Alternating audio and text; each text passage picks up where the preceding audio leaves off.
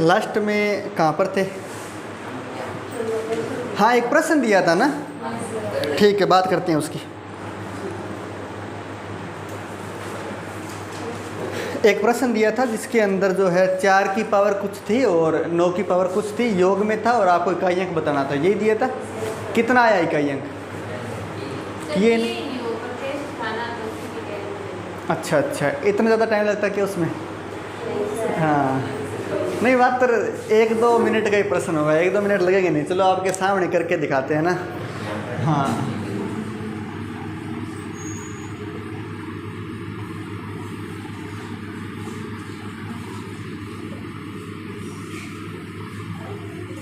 प्रश्न कुछ यूं था,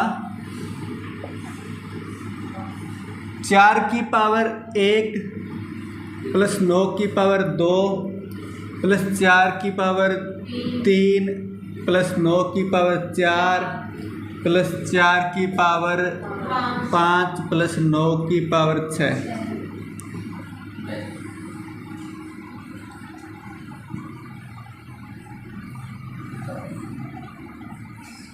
ये था, है ना।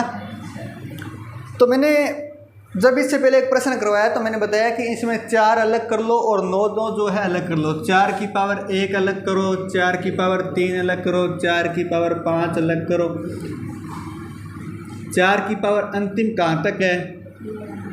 99 तक। ये मैंने अलग कर लिया। प्लस में क्या था? 9 की पावर 2, 9 की पावर 4, 9 की पावर 6, इस तरह से था, और 9 की पावर 100 तक। 4 की पावर 1 करेंगे तो इकाई अंक कितना आएगा? सीधा इकाई अंक ले लो डायरेक्टली। इकाई अंक कितना आएगा? 4 की पावर 1 करने पर 4 ही आएगा। 4 की पावर 3 करने पर, 4 की पावर 3 करेंगे तो भी 4 ही आएगा। 4 की पावर 5 करेंगे तो भी इकाई अंक 4 ही आएगा। इस तरह 4 की पावर जितनी बार आप विषम संख्या में पावर करते जाओगे हमेशा इकाई अंक 4 ही आएगा। मतलब 4 की पावर 99 करोगे तो भी 4 ही आएगा। प्लस 9 की पावर 2 करोगे तो भी इकाई अंक 1 आता है। 81 होता है, 81 में इकाई अंक तो 1 ही है। 9 की पावर 4 करोगे तो भी इकाई अंक 1, 9 की पावर 6 करोगे तो भी इकाई अंक 1, और इसी तरह 9 की पावर 100 करोगे तो भी इकाई अंक 1 ही आएगा। 4 मुझे बताओ जरा कितनी बार जुड़ा है? 4 कितनी बार जुड़ा है? अगर आप ठीक तरह से देख पा रहे हैं तो आपको पता चलेगा कि 4 की पावर जो है 1 से लेकर 99 तक चली है। 1 से 99 तक सारी की सारी विषम संख्याएं हैं, और 100 तक या 99 तक जो विषम संख्याएं होती है वो 50 होती है। 50 विषम 50 सम इस तरह होती है। तो यहाँ पर 50 बार 4 जुड़ा है, इसका मतलब 50 × 4 लिख सकता हूँ मैं। ठीक है, फिर आगे ध्यान देना, प्लस में 1 कितनी बार जुड़ा है? 1 भी 50 बार जुड़ा है, क्योंकि पावर 2 से लेकर 100 तक चली है और सारी की सारी सम संख्याएं हैं 100 तक। तो 100 तक सम संख्याएं कितनी होती है? 50 होती है। तो 50 × 1 लिख सकता हूँ। इसका मतलब हुआ कि 1 50 बार जुड़ेगा तो 50 हो जाएंगे। तो 50 × 1 भी 50 ही होता है। फिर इकाई अंक निकालना है तो 0 का 4 से गुणा करेंगे तो कितना आएगा? 0, प्लस 0 का 1 से गुणा करेंगे तो 0, और 0 जुड़ेंगे तो 0। केवल इकाई अंक देखना है, बाकी चीज़ें छोड़ देंगे। बात क्लियर है क्या? नोट कर लो।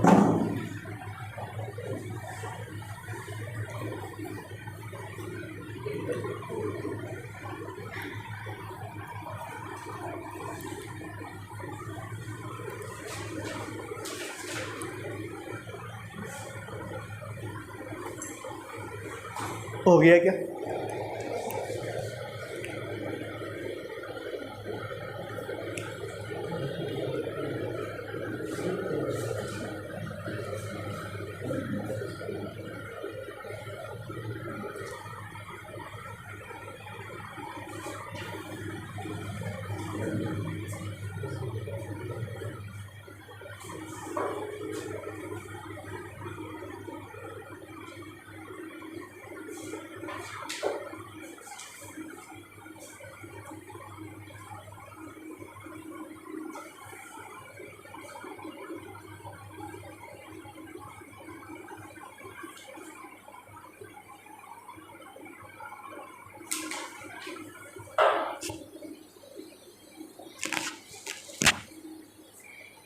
बड़ा पंगा है ना इसका, लाग लोग यार। चलो बढ़ेंगे आगे।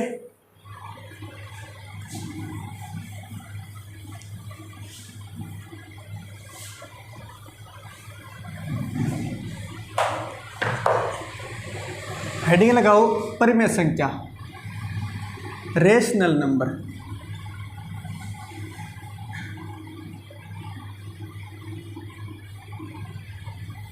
परिमेय संख्या, जब परिमेय संख्या की बात आई तो मैंने नॉर्मली थोड़ा थोड़ा आपको बताया हुआ है कि परिमेय का मतलब होता है जिन्हें P/Q के रूप में लिखा जा सके। आज डिटेल में बात करेंगे। पहली शर्त होती है P/Q के रूप में लिखा जा सके।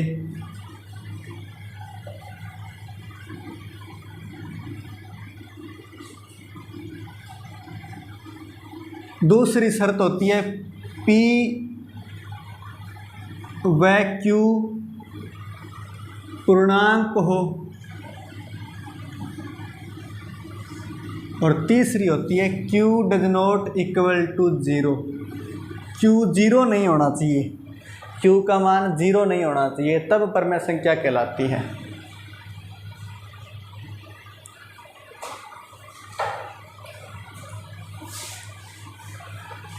ध्यान दो जरा, मैंने कोई संख्या लिखी 3/5, क्या ये परिमेय है क्या? मैंने लिखा -8/2, मैंने लिखा √81, मैंने लिखा √2, मैंने लिखा √5, मैंने लिखा 5। सुनना ज़रा, P/Q के रूप में लिखना है। P और Q पूर्णांक होना चाहिए, मतलब पूरा पूरा अंक होना चाहिए। तो मैंने 3/5 लिखा, तो मैंने देखा 3 पूरा अंक है, 5 भी पूर्णांक है, दोनों पूरे पूरे अंक है। इसका मतलब P/Q के रूप में उचित रूप से लिखा हुआ है, और Q का मान 0 भी नहीं है, Q का मान 0 भी नहीं होना चाहिए। तो ये एक परिमेय संख्या है। फिर मैंने कहा यहाँ पर तो माइनस लगा हुआ है, तो मेरा जो भिन्न है वो केवल इतना ही कहता है कि P पूर्णांक होना चाहिए, तो माइनस में भी तो पूर्णांक होते हैं, तो इसका मतलब ये भी परिमेय संख्या है। फिर आगे जो मैंने देखा वो मैंने देखा इस तरह से कि रूट के अंदर था, क्या ये पूर्णांक है? √81 एक पूर्णांक है क्या? √81 का असल में मतलब क्या होता है? 9 होता है, तो 9 एक पूरा पूरा अंक होता है। इसका मतलब इसे भी हम P/Q के रूप में लिख सकते हैं। बटे में अगर 1 लगाएंगे यानी 1 का भाग देंगे तो संख्या में कोई फर्क नहीं पड़ेगा, यानी P/Q के रूप में ये भी है। पर √2 पर अगर हम √2/1 लिखें तो √2 एक पूर्ण अंक नहीं है, क्योंकि हमें पता है √2 का मान 1.414 और इस तरह आगे आगे चलता रहता है। मास्टर ने बचपन में याद करवाया होगा 3 अंकों तक, लेकिन ये आगे भी चलता रहता है। इसका मतलब हुआ कि √2 एक पूर्ण अंक नहीं है, पूर्णांक नहीं है, ये आगे चलता ही रहेगा, इसलिए ये अपरिमेय संख्या है। P और Q का मान पूर्णांक नहीं है। यहाँ पर अगर देखें तो भी √5 का मान भी तो पूरा पूरा नहीं होता, पूर्णांक नहीं होता, इसलिए ये भी नहीं है परिमेय संख्या। लेकिन यहाँ पर अगर बात करें तो ऊपर 5 है और नीचे 1 है, दोनों ही पूर्णांक है, तो परिमेय संख्या है। बात क्लियर है क्या?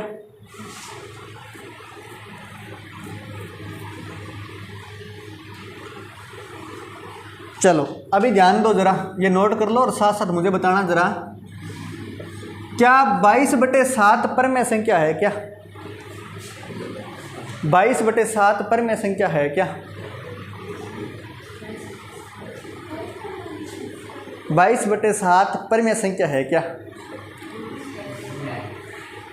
सोचो जरा। अरे तुम बड़े खतरनाक प्राणी हो। वैसे मास्टर ने तुम्हें 2 शर्तें बताई है, 2 शर्तें देखो यहाँ पे लग रही है क्या?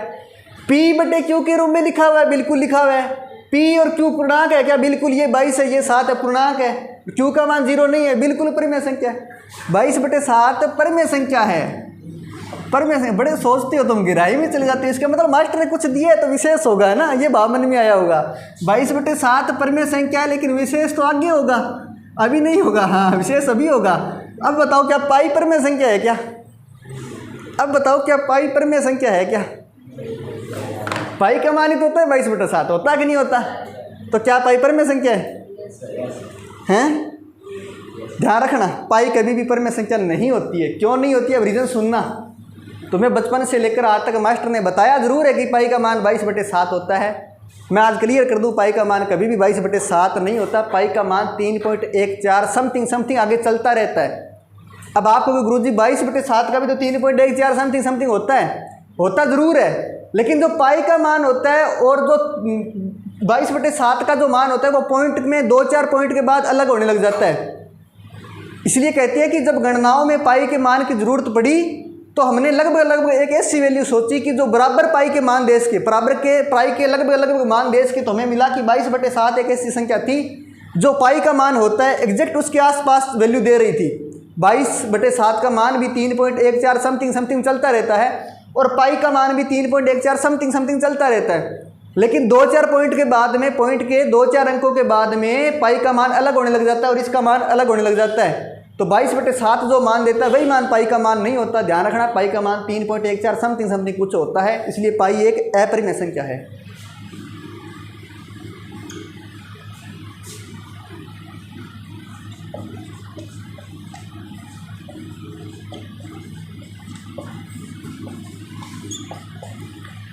बात क्लियर हुई कि नहीं हुई? आगे से कभी मत कहना पाई 22/7 है और 22/7 ही पाई है ना? पाई अलग है और 22/7 अलग है। अच्छा, पाई वास्तव में होती क्या है? कैसे खोज हुई होगी पाई की? मतलब क्या होता है पाई का मतलब, ये कैसे आया? कभी दिमाग में सोचा है कि पाई क्या होती है? पाई क्या होती है, कभी भी सोचा है क्या?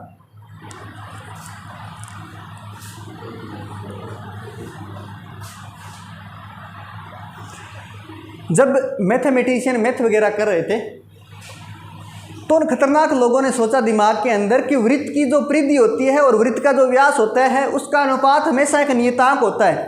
कितना भी बड़ा वृत्त बना लो, उसकी हमेशा परिधि और उसके व्यास का जब अनुपात निकालेंगे तो हमेशा एक नियतांक आएगा और वो नियतांक फिक्स था। देखा कि वो नियतांक, वो एक कांस्टेंट संख्या हमेशा 3.14 समथिंग आ रही थी और हर बार सेम थी। वो हमेशा जब भी निकाला उन्होंने वृत्त की परिधि और वृत्त के व्यास का अनुपात हमेशा 3.14 समथिंग आई, तो उन्होंने उस नियतांक को नाम दे दिया पाई। कि बोला ये जो नियतांक होता है वृत्त की परिधि और वृत्त के व्यास का अनुपात पाई कहलाता है। तो वृत्त की परिधि क्या होती है? 2πr। वृत्त का व्यास क्या होता है? त्रिज्या का दुगना। 2r से 2r कट जाएगा, पाई आएगा और ये नियतांक हमेशा 3.14 समथिंग आता था, जिसको नाम दे दिया पाई। बात क्लियर है क्या? आगे लिखना, अपरिमेय संख्याएं। क्या हुआ, कुछ ज्ञान की बातें मिल रही है क्या? हाँ, लिखो अपरिमेय संख्या। कोई नहीं बताएगा पाई का मान कैसे आया होगा, पाई कौन था?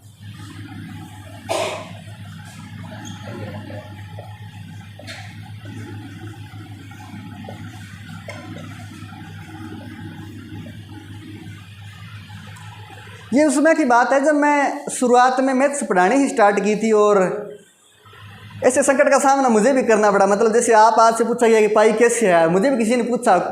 स्कूल के अंदर लेक्चरर थे फर्स्ट ग्रेड मैथ के मास्टर। अब फर्स्ट ग्रेड मैथ का मास्टर और एक नन्हा सा बच्चा जो भी पढ़ाने लगा है ना, मासूम सा, उसके सामने दागा गया पहले प्रश्न, बताओ गुरुजी पाई का मान, पाई कहाँ से आया? पाई क्या होता है? पाई नियतांक है, वो कहाँ से आया? पर पाई की परिभाषा दीजिए, मुझे ये पूछा गया।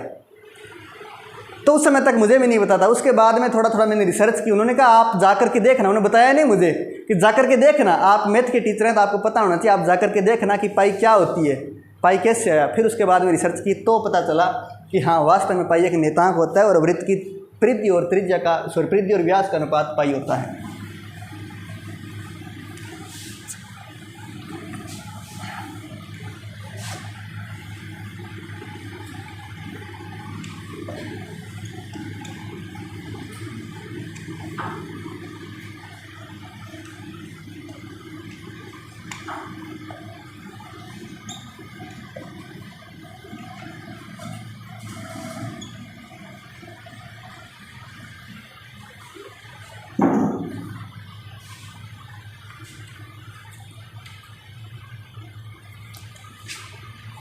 P/Q के रूप में नहीं लिखा जा सके। इसका मतलब ये होता है, कि जो परिमेय नहीं हो,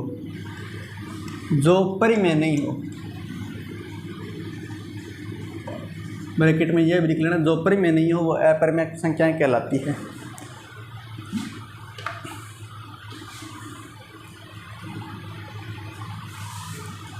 तो पाई की तो बात हो चुकी है कि पाई एक अपरिमेय संख्या है, जबकि 22/7 एक परिमेय संख्या है।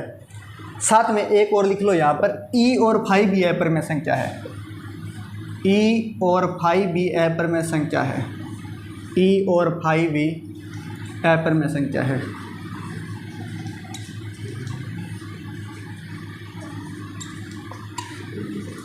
हाँ जी, पहले नहीं सुना क्या जीवन में ऐसा कुछ? हाँ, इसीलिए संकट आया होगा ना। चलो कोई बात नहीं, ध्यान दो। ई का मतलब होता है जब अपने लघुगुणक हल करते हैं तो लॉग का आधार ई होता है। यहाँ पर लघुगुणक आपको आगे करवाएंगे, सीईटी की जो तैयारी करिए उनको तो स्पेशल करवाएंगे क्योंकि उनके सिलेबस में जोड़ा गया है। तो लघुगुणक जब लॉग हल करते हैं तो उसका आधार ई होता है, इसका मान फिक्स होता है 2 पॉइंट समथिंग समथिंग इस तरह से कुछ होता है, तो वो ई होता है। तो ये ई भी अपरिमेय है और फाई भी इसी तरह कोई ना कोई फिक्स मान होता है, ये भी अपरिमेय संख्या है। बात क्लियर हुई क्या? हाँ जी, फाई, हाँ हाँ,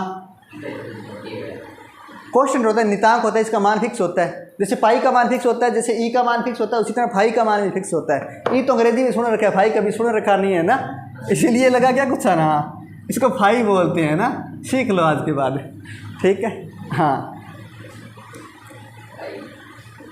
हाँ बिल्कुल फाई, वाईफाई जैसे है इसी तरह ये भी फाई है, ठीक है। और जो कुछ निर्वात के अंदर चीज़ें अध्ययन करते हैं तो फिजिक्स की दुनिया में निर्वात की विद्युतशीलता को फाई से लिखते हैं, हालांकि मैथ्स की दुनिया है तो यहाँ पर फाई का मान कुछ नियतांक होता है अलग से। चलो आगे लिखना। हाँ लिखो, दो शून्येतर परमेय संख्याओं का, शून्येतर लिखना आता है क्या? हाँ,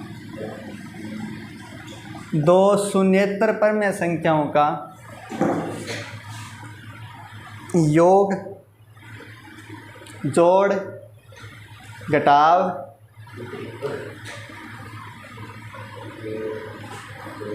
दो शून्येतर परमेय संख्याओं का जोड़, घटाव, गुणा भाग सदैव परमेय संख्या होती है, सदैव परमेय संख्या होती है।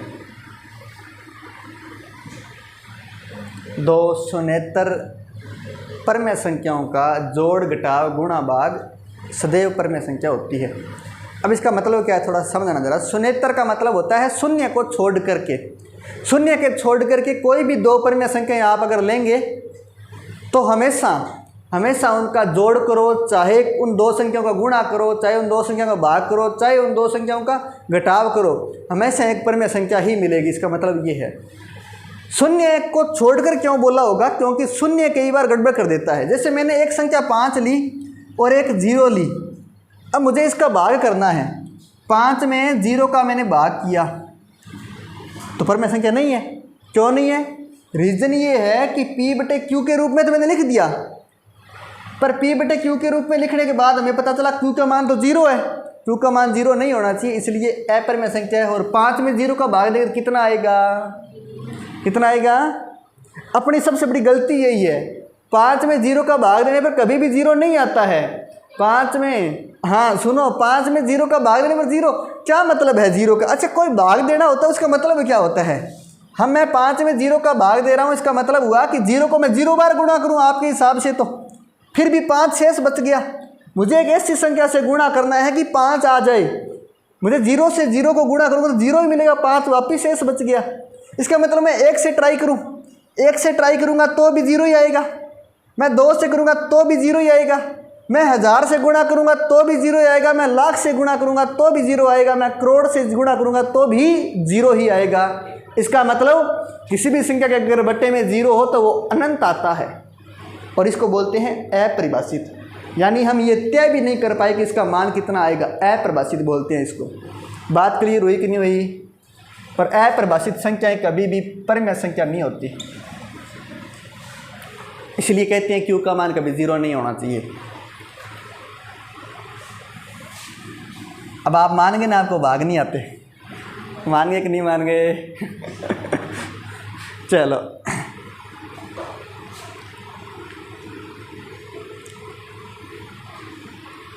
अपरिभाषित होता है,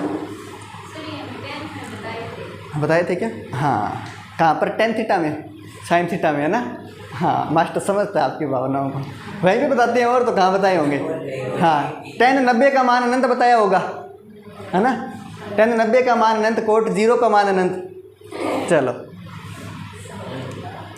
और वे एक्चुअल में अनंत का मतलब यह परिभाषित होता है कि जहाँ तक हमने पहुँच नहीं इसके, जिस चीज़ को हम परिभाषित नहीं कर पा रहे हैं, आप 5 में 0 का भाग तभी तक देते रहो, अनंत तक देते रहो, चाहे आप 5 तक पहुँच ही नहीं पाओगे, आप 5 को विभाजित कर ही नहीं पाओगे।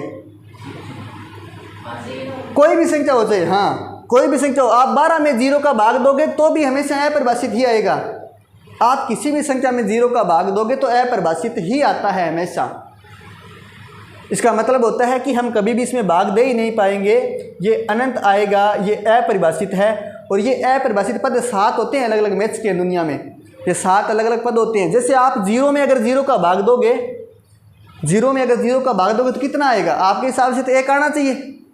0 एकम 0 होता है, पर मास्टर ने बताया 0 दूआ 0 भी होता है, 0 तिया 0 भी होता है, 0 पंजा 0 भी होता है, और 0 इंटू 0 भी 0 होता है कि नहीं होता? इसका मतलब आप तय नहीं कर पाओगे ये कितना आएगा, ये अपरिभाषित होता है, ये अनंत होता है। 0/0 करके कभी इस तरह भावनाओं में काट के 1 मत लिख देना, 0 से 0 कट गया। हाँ, मैथ्स में ये बताते हैं जहाँ भी 0 से 0 कटेगा मैथ्स का सत्यानाश हो जाएगा। गुरुजी हमें हमेशा सिखाया करते थे कि 0 से 0 कभी भी कट गया तो समझ लेना आपकी मैथ्स गई, वहीं पे ख़त्म हो जाएगी मैथ्स।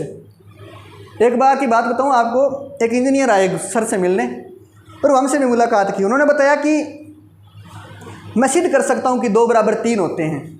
तो हम चौंक गए कि 2 बराबर 3 कैसे होते हैं। हमने कहा चलो सिद्ध करके बताओ। अब इंजीनियर की दिमाग थोड़ा ज़्यादा काम करता है ना। तो उन्हें मैथ्स के कुछ नियम कायदे कानून पता नहीं थे, हमें तो गुरुजी ने सिखा दिया था। तो उन्होंने लिखा 0 बराबर 0 होता है क्या? मैंने कहा बिल्कुल होता है। हमने कहा बिल्कुल होता है 0 बराबर 0। उन्होंने कहा अगर मैं इधर 2 से गुणा कर दूं 0 को और इधर मैं 3 से गुणा कर दूं 0 को तो कोई फर्क पड़ेगा क्या? मैंने कहा कोई फर्क नहीं पड़ेगा। 0 को 2 से गुणा करोगे तो भी ये 0 है, 0 को 3 से गुणा करोगे तो भी ये 0 ही है, कोई फर्क नहीं पड़ेगा। आप सही है बिल्कुल। उन्होंने कहा अब इस 0 को बट्टे में ले जाओ। मैंने कहा ले जाओ। ये बट्टे में 0 ले आए और बोले इस 0 से ये 0 कट गया। मैंने कहा हाँ बिल्कुल कट गया और 2 बराबर 3 सिद्ध हो गया। हुआ कि नहीं हुआ? और यही पर गड़बड़ होती है। जब जब मैथ में 0 से 0 कटेगा मैथ का सत्यानाश हो जाएगा। 0/0 अनिर्धार्य रूप है, अपरिभाषित रूप है, कभी भी 0 से 0 नहीं कटता होता। बात क्लियर है क्या? चलो 0 बराबर 3 कभी नहीं होता, ध्यान रखना। हाँ 2 और 3 बराबर होने लग जाएंगे तो बाणी कहेगा 2 रुपये की जगह 3 ही ले जाते हो ना, और अपने कहेंगे 3 की जगह 2 ही दे दे। चलो आगे बढ़े। अरे कुछ दिमाग में जा रहा है कि नहीं जा रहा? हाँ ये बड़ी बातें हैं ना, पर ध्यान रखना 0 से 0 कभी मत काटना। 0 में या किसी भी संख्या में अगर 0 का भाग देना पड़े तो हमेशा अनंत ही आएगा। याद रखने के लिए समझ लो कि जैसे अपने किसी भी संख्या में 0 को भाग देना हो तो नीचे क्या है, गोल गोल बम है। जब हम जैसे विस्फोट करेगा ये बहुत बड़ी संख्या बना देगा, अनंत चित्रे उड़ा देगा। ठीक है, चलो आगे बढ़े। हाँ लिखो, एक शून्येतर परिमेय संख्या, शून्येतर परिमेय संख्या, शून्य को छोड़कर यहाँ पर लिखा था ना शून्येतर। शून्येतर का मतलब होता है शून्य को छोड़ करके बाकी सभी संख्याएं। एक शून्येतर परिमेय संख्या तथा दूसरी अपरिमेय संख्या का जोड़ घटाव गुणा भाग, जोड़ घटाव गुणा भाग सदैव अपरिमेय संख्या होती है। सदैव अपरिमेय संख्या होती है। सदैव अपरिमेय संख्या होती है।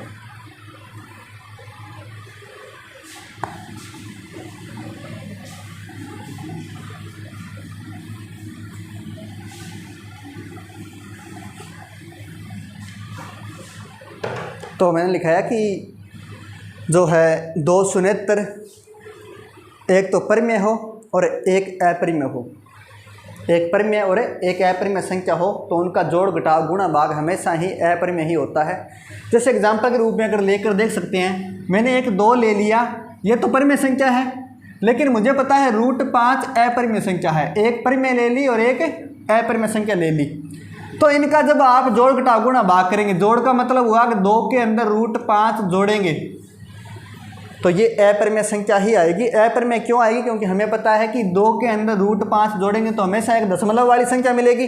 √5 का मान तो फिक्स होता ही नहीं है, पॉइंट में समथिंग होता है, तो दशमलव वाली संख्या मिलेगी। और दशमलव वाली संख्या इसका मतलब ऊपर जो हर अंश में लिखा हुआ पूर्णांक नहीं है, और बट्टे जो हर में 1 लिख रहे हैं वो तो पूर्णांक है, लेकिन ऊपर वाला पूर्णांक नहीं है। और हमें पी और क्यू दोनों का मान पूर्णांक चाहिए होता है, इसलिए ये नहीं है परिमेय संख्या, मतलब अपरिमेय ही मिलेगी। इसी तरह कोई भी 2 संख्याएं जिनमें एक अपरिमेय है, √5 अपरिमेय है और 2 परिमेय है, इनका आप भाग दोगे तो भी हमें अपरिमेय ही मिलेगी। इनका आप गुणा करोगे तो भी आपको अपरिमेय ही मिलेगी। इस तरह से आप इनका घटाव करोगे तो भी अपरिमेय ही मिलेगी। तो हमेशा ध्यान रखना कि एक परिमेय हो और एक अपरिमेय हो तो उनका जोड़ घटाव गुणा भाग शून्य को छोड़ करके, ध्यान रखना शून्य को छोड़ करके जोड़ घटाव गुणा भाग हमेशा उनका जो है परिमेय संख्या अपरिमेय संख्या होती है। कुछ क्लियर हुआ कि नहीं हुआ?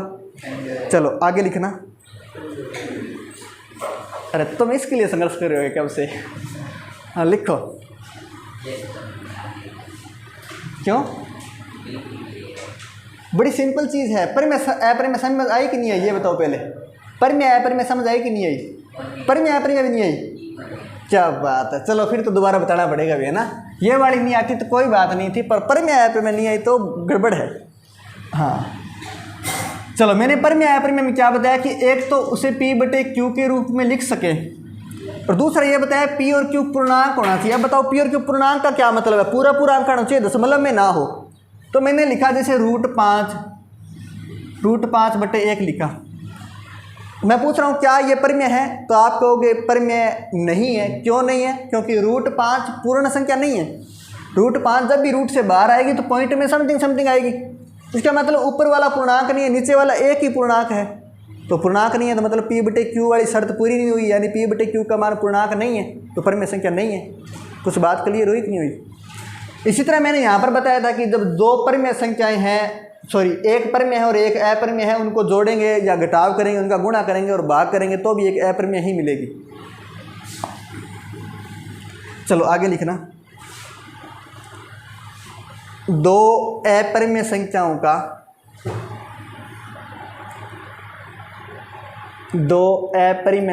का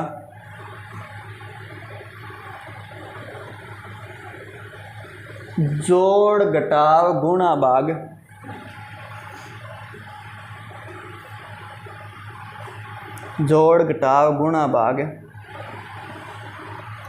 परिमेय अथवा अपरिमेय हो सकता है। परिमेय अथवा अपरिमेय हो सकता है।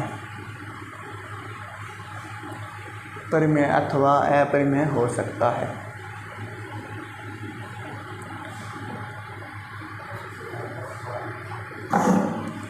ध्यान देना, मैंने कहा 2 कोई भी आपके पास अपरिमेय संख्याएं हैं, उनका जोड़ घटाव गुणा भाग करोगे तो परिमेय भी संख्या आ सकती है और अपरिमेय भी आ सकती है। परिमेय के रूप में एग्जाम्पल अगर देखें, पहले अपरिमेय के लिए देखते हैं कि √2 है और √3 है, मेरे पास 2 संख्याएं। मैं इनका अगर जोड़ करूँगा, √2 + √3 करूँगा तो हमेशा एक अपरिमेय ही आएगी, क्योंकि जब अपने P/Q के रूप में इसे लिखेंगे तो P का मान क्या है? √2 का मान 1.4 समथिंग, 4 1 4, और इसका मान 1.732 के समथिंग। दोनों को जोड़ोगे तो अपने पास जो है 2 पॉइंट या 3 पॉइंट समथिंग आएगा, 2 पॉइंट या 3 पॉइंट के आसपास 2 पॉइंट समथिंग आएगा। इसका मतलब पूर्णांक तो नहीं है, ऊपर वाला पूर्णांक नहीं है, तो वैसे भी P/Q के रूप में नहीं लिखा जा सकता या पूर्णांक के रूप में नहीं लिखा जा सकता। तो 2 अपरिमेय संख्याओं का जोड़ कभी भी यहाँ पर परिमेय नहीं है, और अपरिमेय भी होता है और परिमेय भी होता है। परिमेय एग्जाम्पल बता रहा हूँ, जैसे अपने पास √2 है और एक -√2 है, इन दोनों को जोड़ेंगे तो परिमेय आएगी। परिमेय कैसी आएगी? √2 और -√2 को जोड़ना है तो ये प्लस इंटू माइनस होकर के माइनस बनेगा, √2 में से √2 जाएगा तो 0 आ जाएगा, और 0 एक परिमेय संख्या है। कैसे? P/Q के रूप में लिख सकते हैं। तो मैंने 2 अपरिमेय संख्याओं को जोड़ा तो एक परिमेय संख्या आ गई। यहाँ पर अपने पास P का मान 0 हो सकता है, लेकिन हमें तो चाहिए कि Q का मान 0 नहीं होना चाहिए, तो Q का मान 0 नहीं है अपने पास। बात क्लियर है क्या? आगे लिखना नोट लगा करके। दो परिमेय संख्याओं के बीच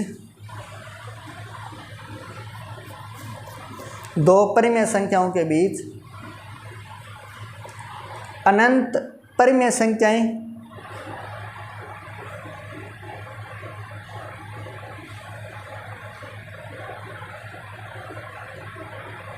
तथा अनंत अपरिमेय संख्याएं होती है।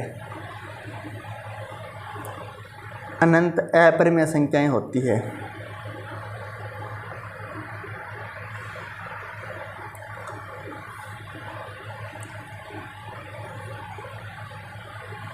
लिख लिया क्या? चलो आगे लिखना। यदि अगला पॉइंट लिखना,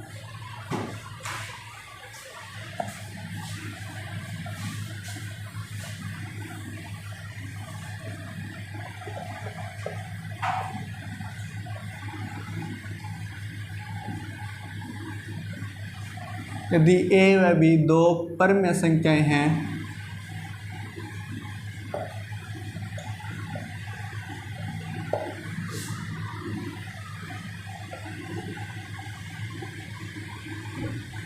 तो इनके बीच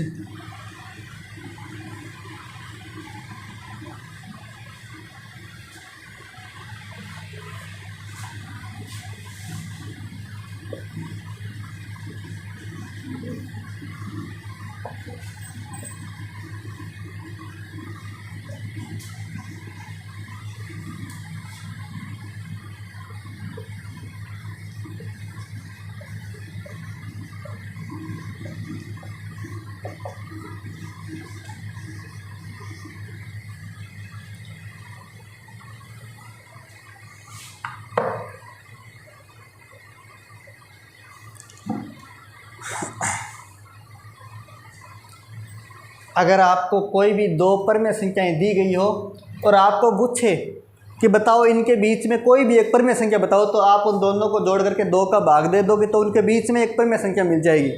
आपको बोले कि इनके बीच में एक अपरिमेय संख्या बताओ, तो दोनों को गुणा करके रूट कर दो उनका, तो उनके बीच में एक अपरिमेय संख्या मिल जाएगी। बात क्लियर है क्या? प्रश्न लिखना 5 तथा 8 के बीच 5 तथा 8 के बीच एक परिमेय संख्या तथा एक अपरिमेय संख्या बताओ।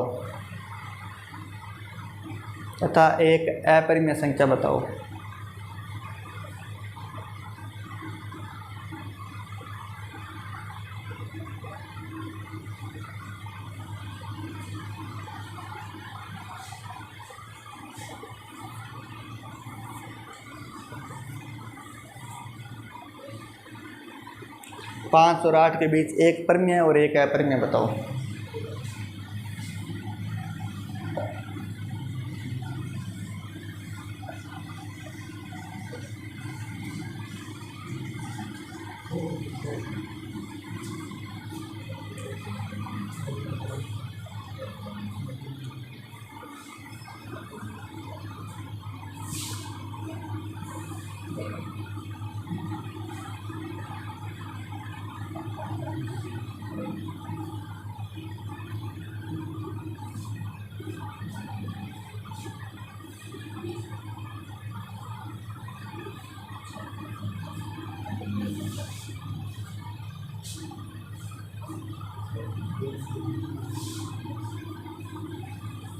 कुछ हुआ क्या? क्या उत्तर आया? चलो ध्यान देना। मैंने कहा 5 और 8 के बीच एक परिमेय बताओ और एक अपरिमेय। पहले परिमेय की बात करते हैं। तो परिमेय के लिए मैंने बताया कि दोनों को जोड़ करके 2 का भाग देना है। तो 5 और 8 जोड़ करके 2 का भाग दे दो तो परिमेय आ जाएगी। 8 और 5 कितना होता है? 13/2 परिमेय संख्या है।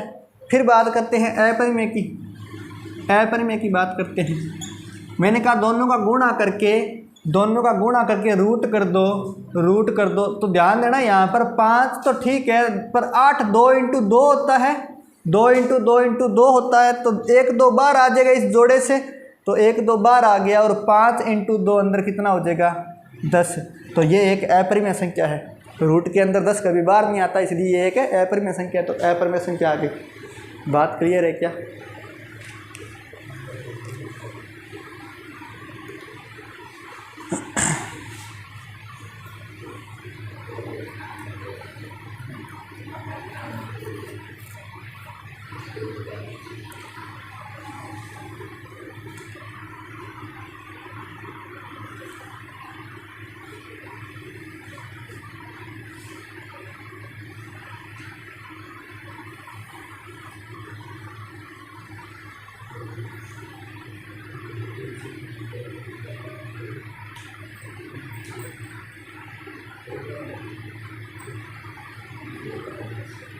कर लिए क्या नोट? चलो अगला प्रश्न लिखना। 2 परिमेय संख्याओं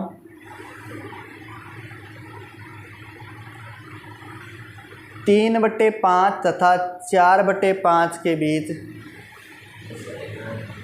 3/5 तथा 4/5 के बीच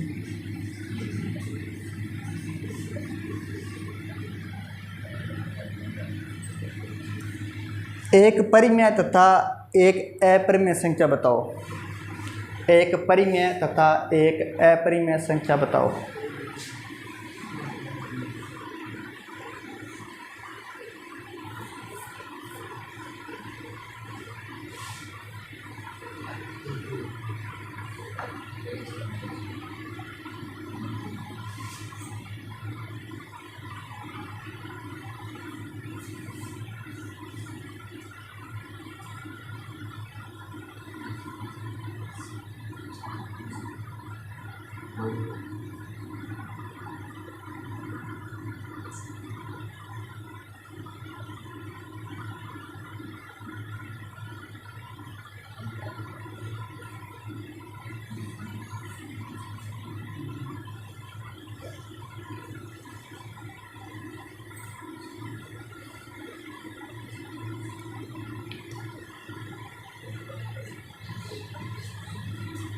कुछ उत्तर आया क्या? चलो ध्यान दो फिर। अरे जोड़ में बिगड़ी भी दिखा रहे हो, ध्यान दो इधर। दोनों को जोड़ करके 2 का भाग देना है। दोनों को जोड़ करके 2 का भाग देना है। ये लो दे दो। ऊपर वालों को हल करो पहले। 5 एलसीएम आएगा दोनों में 5 है तो 5 एलसीएम, और 3 और 4 जुड़ के 7 हो जाएंगे। बट्टे में क्या है 2 है, ये 5 बट्टे में आ जाएगा। तो 5 × 2 10 हो जाएगा। ऊपर 3 और 4 7/10 आ जाएगा। ठीक है क्या? चलो आगे देखते हैं। आगे अपरिमेय की बात करते हैं। ये तो परिमेय थी, अपरिमेय संख्या की बात करते हैं। दोनों का गुणा करके रूट कर देना है। तो 3/5 और 4/5 का गुणा करके रूट करना था।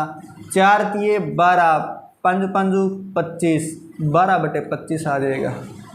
अच्छा यहाँ पर 5 बार भी आ जाएगा। रूट 25 जो है इसमें से एक 5 बार भी आ जाएगा। ठीक है, तो ये अपने पास बनेगा 4 × 3, 4 में से 2 बार और अंदर बचेगा √3। 4 × 3 लिख सकते हैं 12 को, और 4 का 2 बार और अंदर √3 बचेगा। तो ये एक अपरिमेय संख्या है। बात क्लियर है क्या? अरे आसान ही था ये तो, या नहीं था? बोलो रे गुरुजी धक्का बोला हुआ नहीं यहाँ तो कौन के मन में चलो बता देते हैं। मैंने कहा इनको जोड़ना है, दोनों को जोड़ करके 2 का भाग देना है। तो इन दोनों का एलसीएम लेंगे ऊपर, तो एलसीएम आया इनका 5। जब दोनों सेम संख्या होती है तो एलसीएम वही आता है, 5 आ गया। अब नीचे दोनों में सेम संख्या तो ऊपर वालों को डायरेक्ट जोड़ देते हैं, वरना इतना भी ना आए। तो ध्यान रखना कि करते क्या है, नियम क्या होता है वो समझा देता हूँ। इस 5 का इस 5 में भाग देंगे 1 आएगा, उस 1 का ऊपर 3 के साथ गुणा करेंगे 3 × 3। फिर इस 5 का इस 5 में भाग देंगे 1 आएगा, उस 1 का ऊपर 4 के साथ गुणा करेंगे 4 आ जाएगा। 3 और 4 7, और ये बट्टे में 5 है, नीचे आ जाएगा। 5 × 2 करेंगे तो 10, नीचे 2 भी तो पड़ा है। 5 × 2 10। ठीक है क्या? आगे बढ़े क्या लिखना।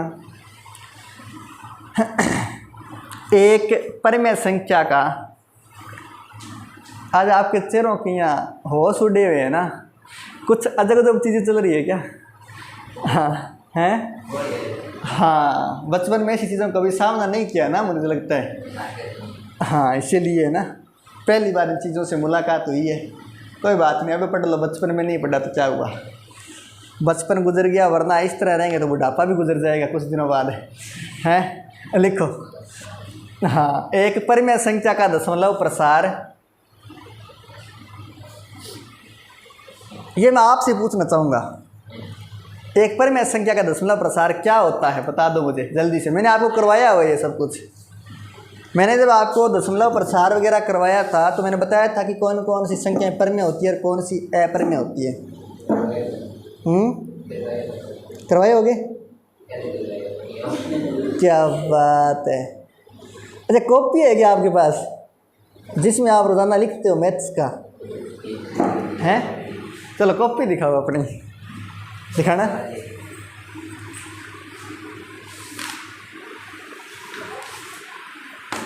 कब वाला है? नहीं, ये रीजनिंग है ये तो। अरे मैथ वाली कहाँ पे है? नहीं नहीं, ये पहले वाली दिखाओ, ये तो आज की है।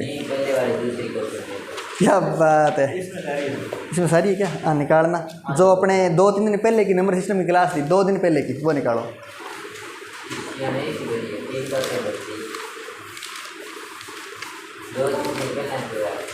तुम भूलते हो बहुत जल्दी हो, मास्टर को कह देते हो झूठे मास्टर को। हाँ चलो ये लो। हाँ, अभी थोड़ा दिखाएंगे ना तो थोड़ा थोड़ा दिमाग में रहेगा कि हाँ कहाँ पे बताया था, वरना क्या ये तो बताया ही नहीं है। चलो, ये मैंने बताया था आपको, कहाँ पर था आपका, 1 मिनट रुको, ये रहा। दशमलव संख्याएं लिख करके और मैंने वर्गीकरण करवाया था। दशमलव संख्याएं लिख, इन्होंने ग्रीन में लिख रखा है तो शायद ना दिखे ना, ग्रीन थोड़ा सा कम दिखता है। हाँ, कन्नल यहाँ ले तेरा, ले तो देख, दशमलव संख्याएं और दशमलव संख्याओं में वर्गीकरण करवाया है। और इस वर्गीकरण में मैंने साथ में ये भी लिखा है कि 7 दशमलव संख्या है तो परिमेय होगी, और अशांत के अंदर अगर आवर्ती है तो परिमेय और अनावर्ती है तो अपरिमेय। लिखाया है नहीं लिखाया? मेरा फोन लिखेगा। चलो, जमाई तो आवा है कौन जमाई? हाँ, वो एक आधी बार तो आवा कर, वही मैं पूछ लूँ, लिखा गया। हाँ चलो लिखो आगे, मैं पूरी कर देता हूँ बात को। किसी परिमेय संख्या का दशमलव प्रसार या तो शांत दशमलव प्रसार, शांत दशमलव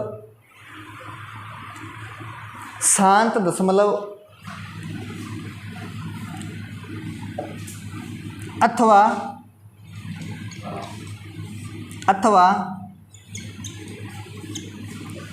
अशांत आवर्ती दशमलव होता है।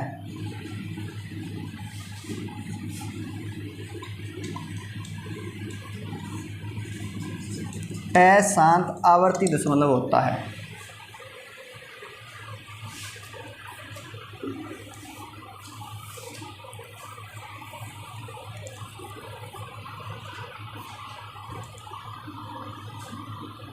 नोट कर लिया क्या? चलो, तो जब भी परिमेय संख्या होगी तो उसकी 2 ही कंडीशन है कि दशमलव के कुछ बिंदुओं बाद अगर उसका प्रसार रुक जाए, दशमलव के कुछ डिजिट के बाद उसका प्रसार रुक जाए, मतलब 7 दशमलव प्रसार है तो वो परिमेय है। अगर दशमलव के बाद रुके भी ना लेकिन उसकी आवृत्ति होती रहे, बार बार वो रिपीट होता रहे अंक, तो भी वो हमेशा परिमेय संख्या होगा। बात क्लियर है क्या? लेकिन रिपीटेशन भी हो रहा है, सॉरी आवृत्ति नहीं, उसका जो है बार बार प्रसार चलता भी जा रहा है आगे, लेकिन रिपीट नहीं हो रहा, सेम अंक रिपीट नहीं हो रहे, अपनी इच्छा से कोई भी अंक आता जा रहा है, तो ऐसी कंडीशन के अंदर जो है ये हमेशा जो है अपरिमेय संख्या होगी, जब आवर्ती प्रसार ना हो या अनावर्ती प्रसार हो। बात क्लियर है क्या? तो हमेशा ध्यान रखना, ये जो प्रसार है रुकता कब है, ये प्रसार जो है रुकता कब है, इसके लिए 2 ही शर्त होती है। ये प्रसार शांत कब होता है, इसके लिए 2 ही शर्त होती है। 2 क्या होती है कि हर जो है, हर के अंदर या तो केवल 2 हो, यानी अपने किसी संख्या में अगर सिर्फ 2 का भाग दे रहे हैं या सिर्फ 5 का भाग दे रहे हैं तो ये पॉइंट के कुछ बिंदुओं बाद प्रसार रुक जाएगा, या 2 और 5 दोनों हो, 2 और 5 बटे में दोनों हो तो भी ये प्रसार कुछ बिंदुओं बाद रुक जाएगा, दशमलव के कुछ बिंदुओं बाद रुक जाएगा। इनके अलावा अगर बटे में कोई संख्या है तो प्रसार हमेशा चलता रहता है। कभी भी ध्यान रखना, कोई भी संख्या में आप किसी भी संख्या का भाग दे रहे हो तो देख लेना बट्टे में 2 का दे रहे हो कि 5 का भाग दे रहे हो। 2 और 5 का भाग दे रहे हो तो दशमलव के कुछ बिंदुओं बाद रुक जाएगा। और अगर 2 और 5 दोनों का दे रहे हो इसका मतलब हुआ 10 का अगर भाग दे रहे हो तो भी रुक जाएगा। पर अगर इनके अलावा कोई संख्या है तो कभी भी प्रसार रुकेगा नहीं, कुछ ना कुछ आगे चलता ही रहेगा। बात क्लियर है क्या? तो इस बात को लिखना, नोट करके लिखना, किसी परिमेय संख्या का दशमलव प्रसार, किसी परिमेय संख्या का दशमलव प्रसार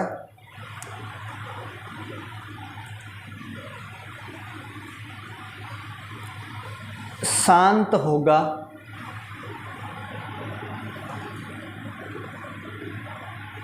यदि उसके हर के अभाज्य गुणनखंडों में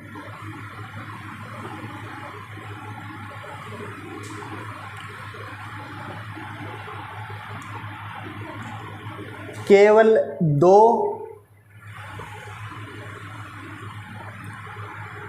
या केवल 5 अथवा दोनों हो, अथवा दोनों हो, अथवा दोनों हो। इसका मतलब क्या है? इसका मतलब ये है कि अगर अपने को हर में संख्या दी हुई है उसके अभाज्य गुणनखंड करोगे तो या तो केवल 2 हो उसके गुणनखंड में, या केवल 5 हो, या दोनों हो, तो वो संख्या जो है दशमलव के कुछ बिंदुओं बाद चल करके रुक जाएगी। जैसे मैं बात करता हूँ बट्टे में, मान लो मेरे पास 20 आ गया, मुझे 432 में 20 का भाग देना है। अब मैं देखूंगा कि रुकेगा कि नहीं रुकेगा। तो मैंने देखा इसका जब अभाज्य गुणनखंड किए तो 2 × 2 × 5 लिखते हैं 20 को। अभाज्य गुणनखंड करेंगे तो 2 × 2 × 5 आएगा। इसका मतलब इसके गुणनखंडों में, इसके अभाज्य गुणनखंडों में 2 और 5 के अलावा कोई नहीं है। इसका मतलब इसका प्रसार कुछ बिंदुओं बाद रुक जाएगा। तो 2 और 5 के अलावा कोई भी अगर गुणनखंड नहीं है तो हमेशा प्रसार रुक जाता है, वरना नहीं रुकता। बात क्लियर है क्या? आगे लिखना।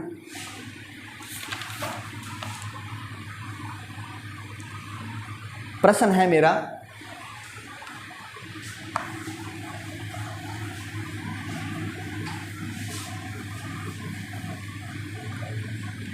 दूसरी क्लास का प्रश्न है भाई। हाँ, अगर ना कर पाओ ना तो पानी पूनी रख लेना पास में। 13/16 हाँ, शांत दशमलव है अथवा अशांत दशमलव? शांत दशमलव प्रसार है या अशांत दशमलव? क्या बात है, मतलब आपने पहली दूसरी की है, क्या बात है। शांत दशमलव अथवा अशांत दशमलव, तो सबका उत्तर आ गया क्या? Very good. इसका मतलब मास्टर की बातें जो है लंबी चौड़ी कुछ कुछ दिमाग में जा रही है। अगर नहीं जा रही होती तो आप सोचते कि आपको दूसरी क्लास वाला समझ में नहीं आ रहा है। हाँ, बैठो कॉम्पिटिटिव एग्जाम की क्लास में। तो मैंने कहा शांत दशमलव कब होगा? जब उसके हर के गुणनखंड करेंगे और अभाज्य गुणनखंडों में केवल 2 हो या 5 हो, इसके अलावा कुछ ना मिले।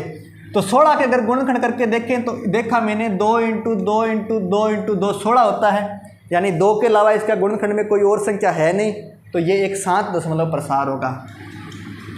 शांत दशमलव। बात क्लियर है क्या? अरे कहाँ चला गया रे? शांत दशमलव, ठीक है।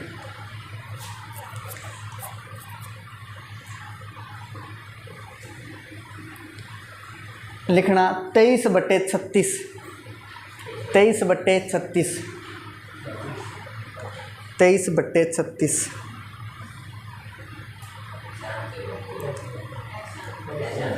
अशांत है क्या? Very good. हाँ जी, क्वेश्चन ये है कि शांत है या अशांत है, और अशांत है तो कैसा अशांत है? मतलब आवृत्ति हो रही है बार बार कि अनावृत्ति हो रही है? ये भी बता दो, आवृत्ति हो रही है कि नहीं हो रही?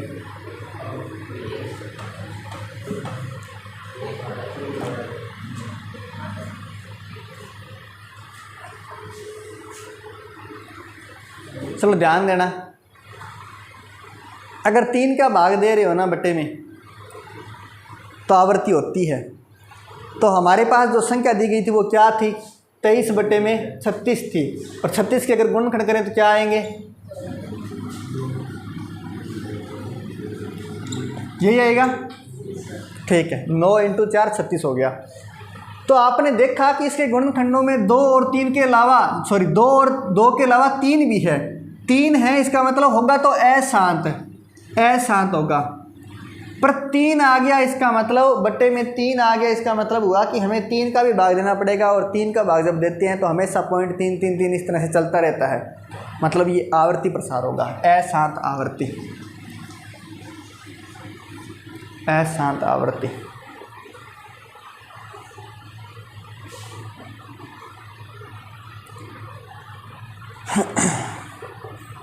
चलो एक और बता दो, 42/75 शांत दशमलव है कि अशांत दशमलव है, इतना ही बताना है।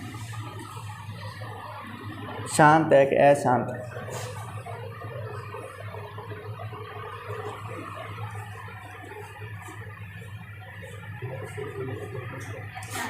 अशांत है क्या? वेरी गुड, होशियार हो गए तुम तो। 75 बटे में क्या था, 42 बटे में 75 था ना। 3 से कट रहे क्या, इसका मतलब 14 में 25 का भाग देना है, और 25 के गुणनखंड करें तो 5 × 5 आएगा, और 5 × 5 क्या होता है, शांत। मतलब अगर गुणनखंड में 5 हो या 2 हो तो शांत होता है। ठीक है, अरे बात क्लियर है क्या? अरे है क्या? नहीं है, क्या बात है, 25 के गुणनखंड नहीं आते क्या? अरे मैंने कहा इसको हल कर लो, मतलब 42 में 75 का भाग दूँ या 14 में 25 का भाग दूँ, बात एक ही है, सेम ही उत्तर आएगा। तो सेम ही उत्तर आएगा, तो इसका मतलब है कि हम 75 के गुणनखंड करें, इससे अच्छा है कि 25 के भी तो हमें आते ही हैं। तो मैंने कहा 3 का भाग इसमें भी जाता है और 3 का इसमें भी जाता है, तो जितना कट रहा है उतना काट लो, फिर गुणनखंड कर लो। जितना कट रहा है उतना काट लो, फिर गुणनखंड कर लो। तो बात वही है, इसके गुणनखंड में अगर 5 × 5 है तो उससे गुणनखंड में वही होंगे जो संख्याएं जो इसमें हैं। मतलब अगर इसमें 5 और 2 आएंगे तो उसमें भी 5 और 2 ही आएंगे, उससे गुणनखंड में 5 और 2 के अलावा कोई अन्य संख्या नहीं आएगी। बात क्लियर है क्या? ठीक है। अब मान लो मैं आपको लिख दूं कि बताओ, ऊपर लिख दिया 1000, बटे में लिख दिया 800। एक तो होता है तरीका कि 800 गुणनखंड करने बैठ गए, एक थोड़ा सा दिमाग लगाया कि 1000 और 800 में 200 का भाग तो भी तो जाता है, 200 चौका 800, 200 पंजा 1000। तो अब 4 के गुणनखंड कर लो, 2 से 800 से तो बेहतर ही है। तो ये होता है। बात क्लियर है क्या? अरे कुछ जमा कि नहीं जमा, जम गया क्या?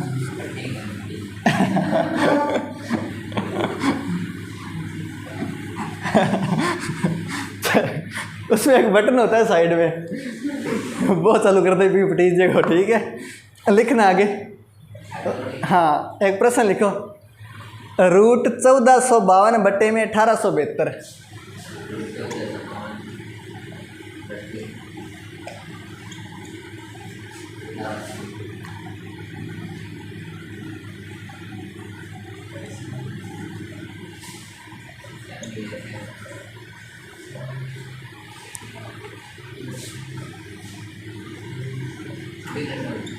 आज ही अभी टाइम कितना हुआ है बावड़े? इसमें देखो आप, उसमें क्या देख रहे हो? नहीं हुआ, हो ही नहीं सकता, मास्टर कभी झूठ नहीं बोलता।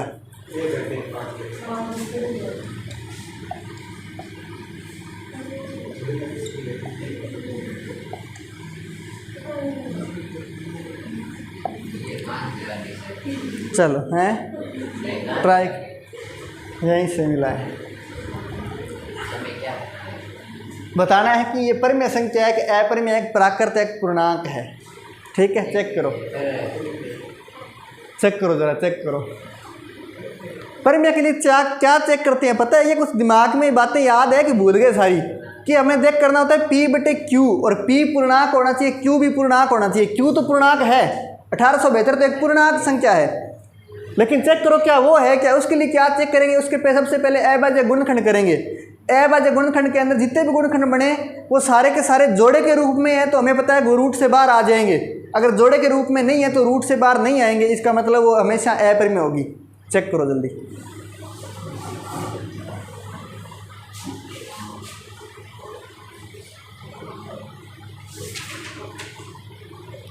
अरे 1452 में 2 का भाग देना क्या गिना है 2 का भाग दे अभाज्य गुणनखंड तो करो।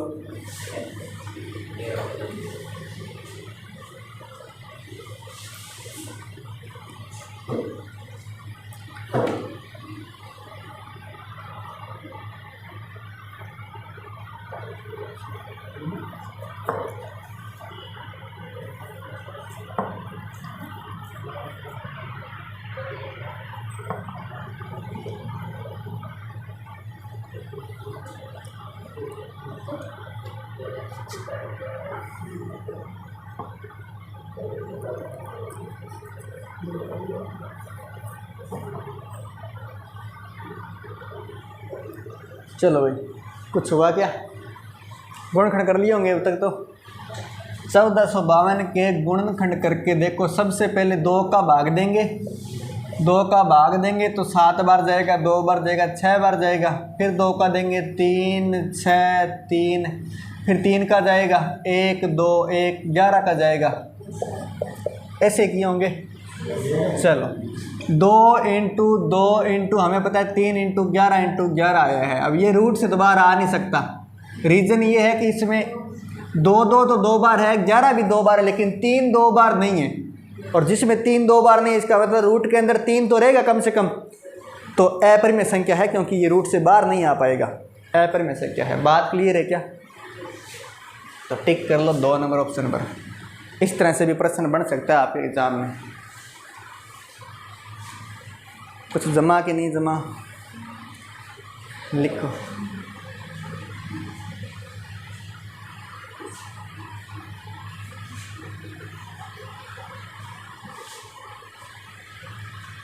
आगे बढ़े क्या?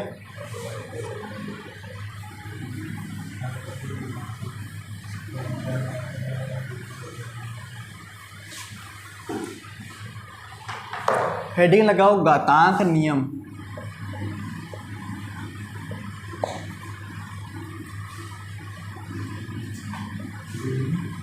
घातांक नियम आपके सिलेबस में अलग से लिखा हुआ है, घातांक और करनी। अब वो जो करनी और कथनी है वो सब कुछ यहीं निपटा रहे हैं, घातांक एवं करनी। चलो घातांक नियम। कोई भी संख्या की पावर 0 करोगे तो कितना आएगा? कोई भी संख्या की पावर 0 करोगे तो कितना आएगा? कितना? 0 आएगा क्या? प्रियंका 1 कह रही है ना? हाँ 1 आएगा। अब आपकी परीक्षा है कि आपने बचपन में क्या सीखा था मास्टर से और आपको कितना याद रहा है। किसी भी संख्या की पावर 0 करेंगे तो हमेशा 1 ही आएगा। कैसे? ध्यान देना, मैंने आपको एक दिन पहले भी बताया था कि जैसे अपने 2 में 2 का भाग देंगे तो 1 आता है, हमें पता है। पर वास्तव में ये 2 क्या है? ये पावर 1 है, ये भी 1 है। इसको अगर ऊपर लेके जाएंगे, इस 2 को अगर ऊपर लेके जाएंगे तो ये पावर -1 हो जाएगी, ये वाली तो प्लस ही रहेगी। और जब आधार सेम हो तो घातें जुड़ती है, मतलब 1 + -1 और दोनों को जुड़ेंगे तो 2 की पावर 0 हो जाएगा और बराबर में 1 चल ही रहा है। इसका मतलब आप किसी भी संख्या की पावर 0 करोगे तो वो 1 ही आएगा। बात क्लियर है क्या?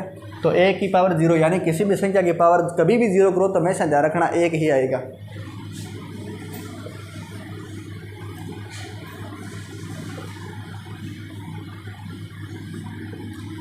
a की पावर m है और उस पूरे की पावर मैंने n कर दी तो ये इसके बराबर ही होता है, मतलब दोनों की पावर का गुणा कर दो, a की पावर mn हो जाएगा। a की पावर mn हो जाएगा।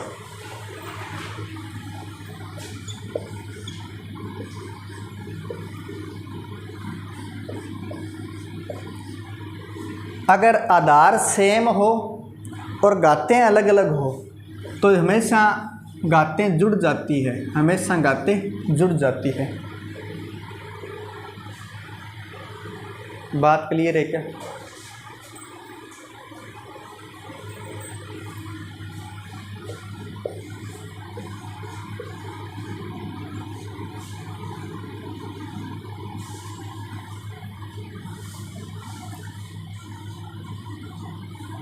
a की पावर m है बट्टे में b की पावर m है तो इसे हम संयुक्त रूप से इकट्ठा भी लिख सकते हैं a बटे b की पावर m, a बटे b की पावर m।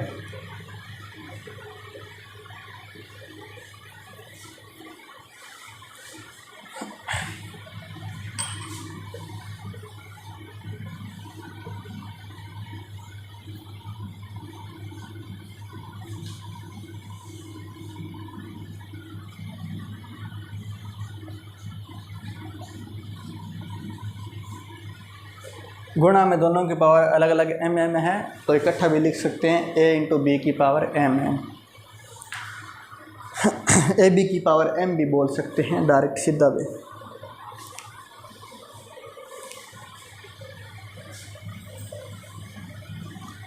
a की पावर मैंने माइनस में कर दी, तो हमेशा पावर माइनस में कब होती है? जब वो नीचे से ऊपर गई होती है।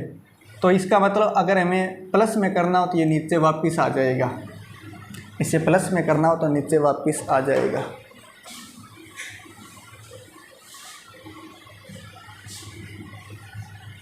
अगर बटे में लिखा हुआ है और पावर माइनस में है, अगर बटे में लिखा हुआ और पावर माइनस में है तो ऊपर जा कर के वापस प्लस में हो जाएगी, ऊपर जा कर के वापस प्लस में हो जाएगी।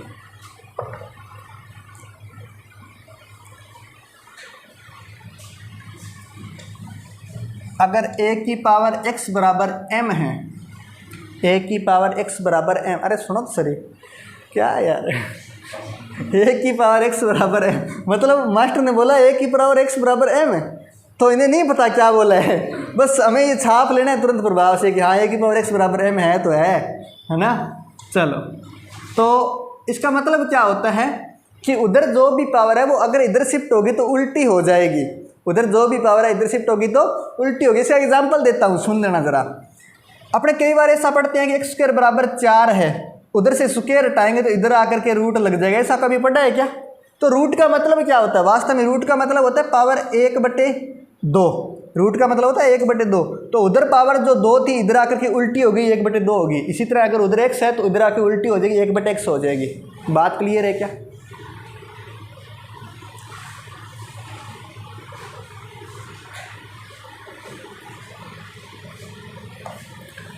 अहमद, मेरा एक प्रश्न है।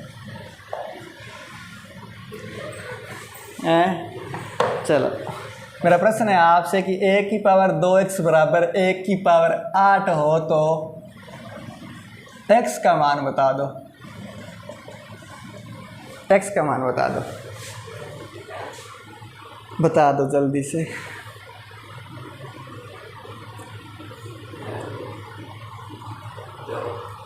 दो होगा क्या?